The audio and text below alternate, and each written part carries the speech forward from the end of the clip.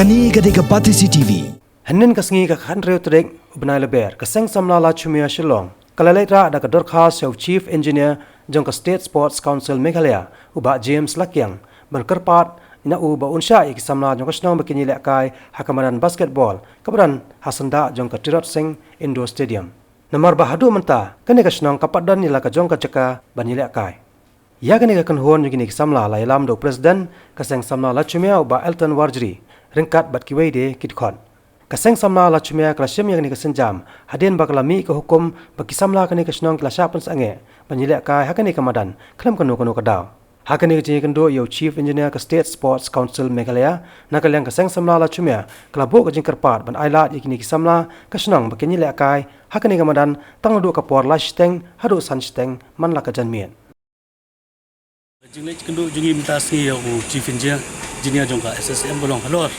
kejengkang senet junggu yang ni ka Madan molek kai kena snong ani ka Madan apa ngipet ka lomba adu kitu kipor badang net manga mo niyok Pyndonkam yang ni Madan adu kini kisngi mak ka pen lingok yang ni ki samla jong ni ka snong lomba menin kenet lakang molek kai kena snong molek kai ka ni Madan ka long ka Madan ka ba isi kai man kapor But lo kata kini kiring sebelum laum sah le kaisuk.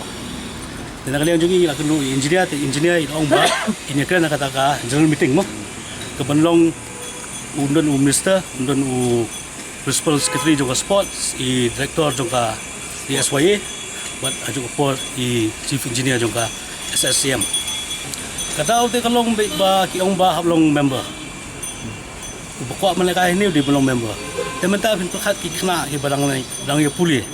Belum member kisah lai sepat tengah. Wei kena. Tikin yuk kisah ni lai sepat tengah.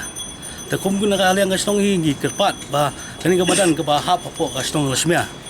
Mak kidai ban yuk consider di kena kasong ni. Kani gade ka pati CCTV.